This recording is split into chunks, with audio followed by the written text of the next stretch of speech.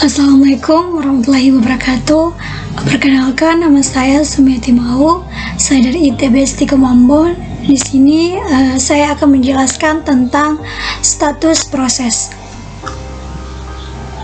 Di mana status proses adalah keadaan ketika sebuah program sedang dieksekusi. Saat komputer berjalan, terdapat banyak proses yang berjalan secara bersamaan. Sebuah proses dibuat melalui sistem call create process yang membentuk proses turunan yang dilakukan oleh proses induk. Proses turunan tersebut juga mampu membuat proses baru sehingga sebuah proses ini pada akhirnya membentuk pohon proses.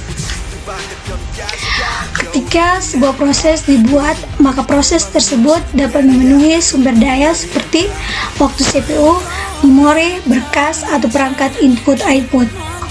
Sumber daya ini dapat diperoleh langsung dari sistem operasi, dari proses induk yang membagikan sumber daya kepada setiap proses turunannya, atau proses turunan dan proses induk berbagi sumber daya yang diberikan sistem operasi. Proses perlu dikelola.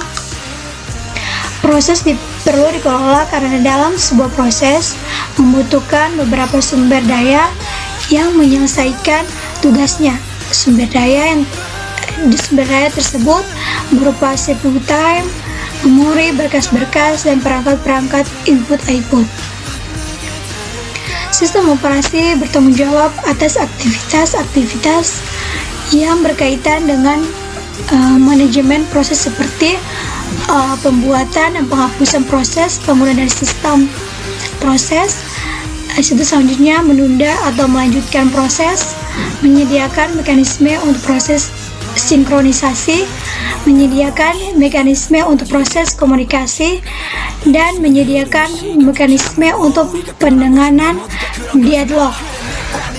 Oke, terdapat pada gambar di samping ini adalah gambar status proses, di mana ada new, ada ready, ada running, ada waiting, dan terminate atau selesai.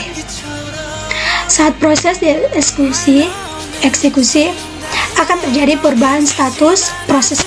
Satu proses diartikan sebagai bagian aktivitas proses yang sedang berlangsung pada saat itu. Oke, pada gambar di sini adalah gambar status proses. Status proses terdiri atas new, ready, running, waiting, dan terminate. Di sini saya akan jelaskan tentang status proses. Yang pertama adalah new. New ini adalah proses yang sedang dibuat.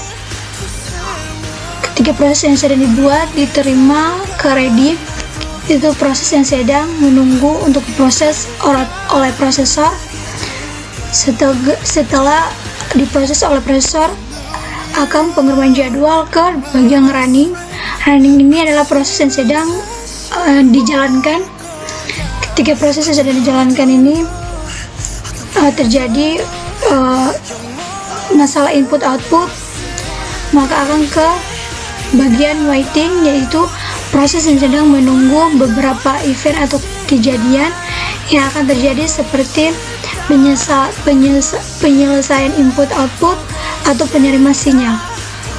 Setelah proses yang sedang menunggu ini kembali ke ready untuk diproses oleh prosesor. Setelah diproses oleh prosesor semuanya, maka langkah terakhir yaitu di bagian terminate, yaitu proses yang telah selesai dieksekusi.